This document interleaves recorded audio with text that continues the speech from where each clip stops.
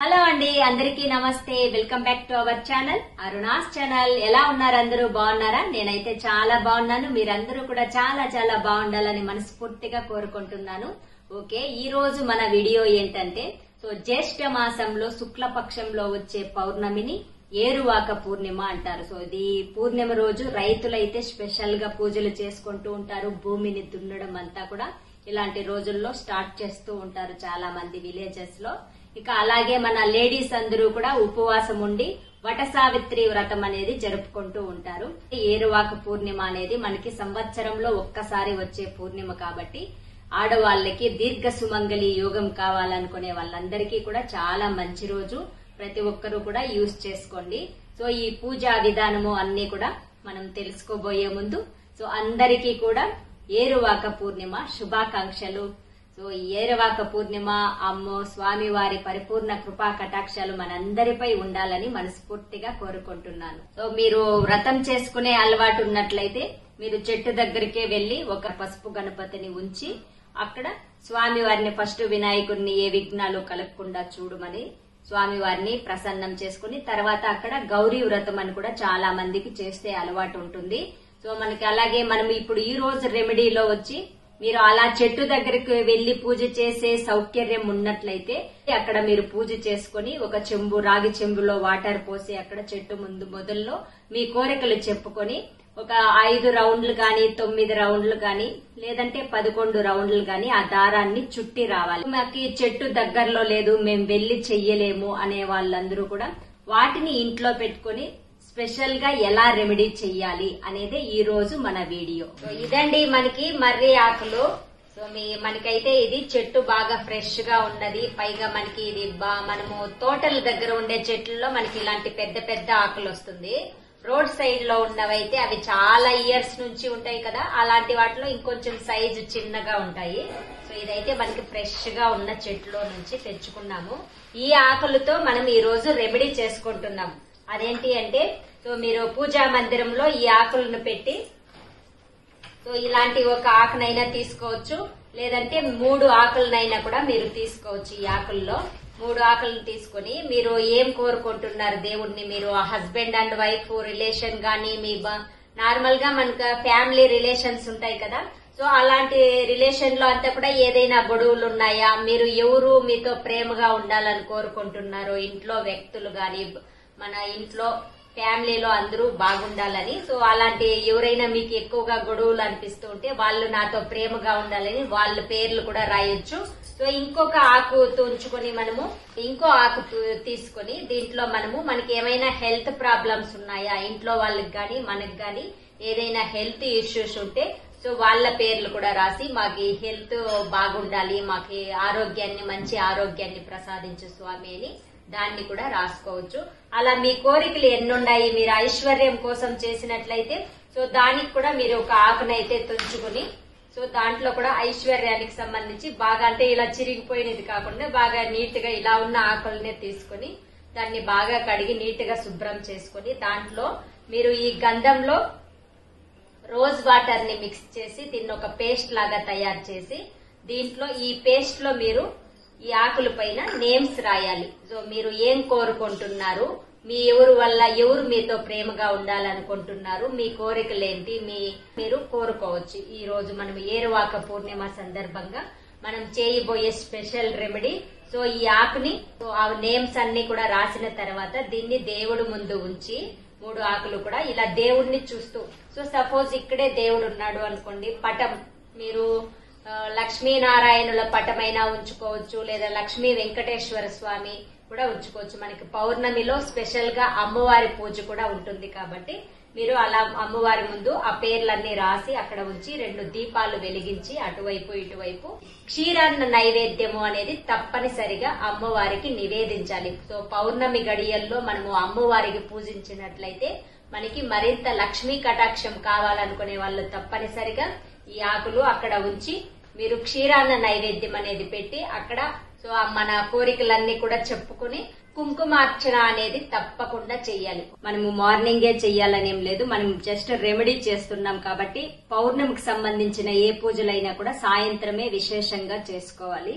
ఓం నమో భగవతే వాసుదేవాయ నమః అనే మంత్రాన్ని ఒక 11 సార్లు జపించి ఆ రోజంతా కూడా ఆ ఆకులు అక్కడే దైవం దగ్గరే ఉండాలి. సో నియమం అయితే ఈ రోజు నాన్ వెజ్ తినకూడదు, బ్రహ్మచర్యం పాటించాలి. ఆ 2 నియమాలు కూడా తప్పనిసరిగా పాటించాలి. తర్వాత ఆ ఆకుల్ని నెక్స్ట్ డే ఏం చెయ్యాలి అంటే, మీరు శనివారం రోజున పారే నదిలో కానీ లేదంటే మీరు భూమిలో కానీ పాతి పెట్టాలి. అంటే ఎవరు తొక్కేలాగా కాకుండా మీకు వీలైనట్లయితే వాటర్ లోనే వేయడానికి ట్రై చేయండి. పారే నదిలో బావులు, చెరువులు లాంటివన్నీ ఉంటాయి కదా, అంతా వీటిని కూడా అక్కడే వేయండి.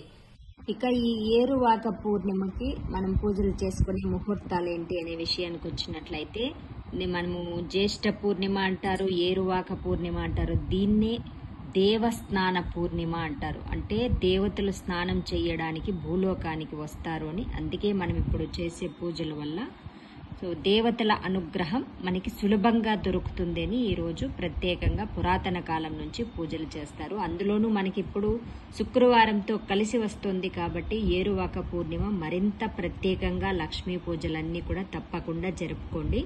మనకి జూన్ 1నే 7:32 నుంచి మార్నింగ్ జూన్ 2 6:37 వరకు కూడా మనకి పౌర్ణమి గడియలు ఉంటుంది. అంటే 21న స్టార్ట్ అయితే 22 వరకు కూడా మార్నింగ్ వరకు మాత్రమే పౌర్ణమి గడియలు ఉంటుంది. సో పౌర్ణమి గడియల్లో కానీ ఏకాదశి గడియల్లో కానీ చాలా మంది కన్ఫ్యూజ్ అవుతూ ఉంటారు.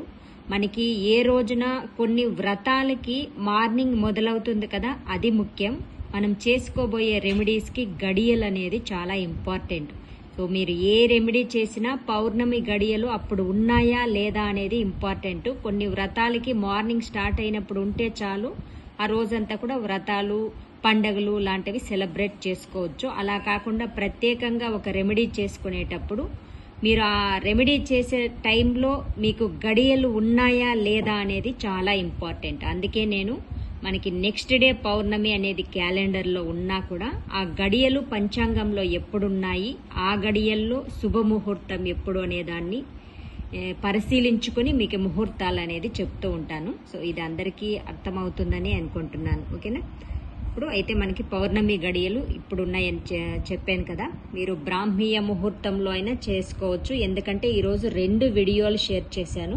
2 రకాలుగా చెట్టు సౌకర్యంగా ఉన్న వాళ్ళు ఎలా చేసుకోవచ్చు, వ్రతాన్ని ఎలా ఆచరించవచ్చు అన్ని కూడా 3 రకాలుగా అనుకోండి ఒక లెక్కలో.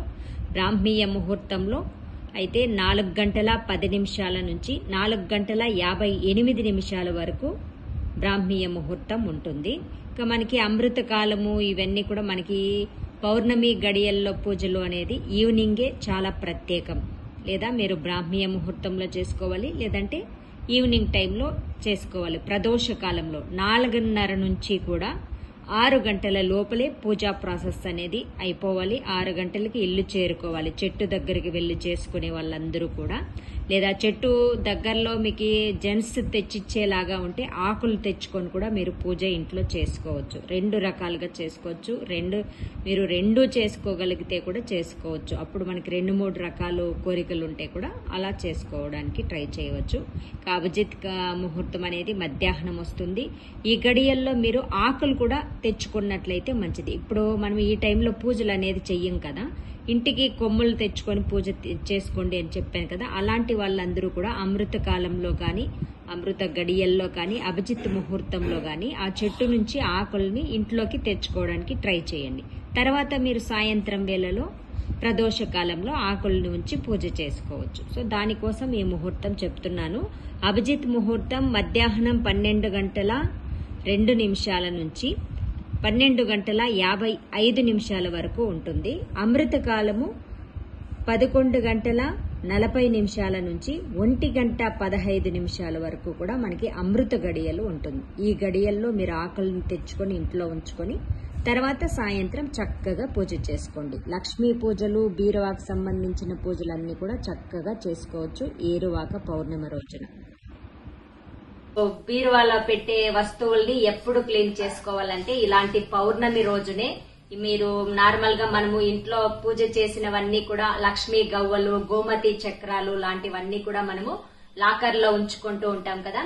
సో అక్కడ ఉంచిన వస్తువులన్నింటికి కూడా ఈ రోజు మీరు పౌర్ణమి గడియల్లో అంటే చంద్రోదయం అయిన తర్వాత ఈ పూజా ప్రాసెస్ మీరందరూ కూడా పౌర్ణమి గడియల్లో చేసుకోవాలి. అది కూడా చంద్రోదయం అయిన తర్వాత అమ్మవారికి మీరు కుంకుమార్చన చేసి మీరు ఈ వస్తువులన్నీ కూడా అమ్మవారి ముందు ఉంచి వాటిని పాలతో కడిగి వాటిని అమ్మవారి ముందు ఉంచి అక్కడ కుంకుమార్చన అనేది తప్పనిసరిగా చేసుకోవాలి. లక్ష్మీదేవికి కుంకుమార్చన చేసి వాటికి అన్నింటికి కూడా ఇంకా బలం పెరిగి వాటిని తర్వాత ఆ పౌర్ణమి గడియల్లోనే మీరు నైట్ నిద్రపోయే ముందు సో ఆ గవ్వల్ని అన్ని కూడా ఆ గడియల్లోనే తీసుకువెళ్లి మీరు లాకర్ లో అనేది ఉంచుకోవాలి. సో ఈ రోజు రెమెడీ మీ అందరికీ నచ్చిందని మీ అందరికీ యూస్ఫుల్ అవుతుందని అనుకుంటున్నాను.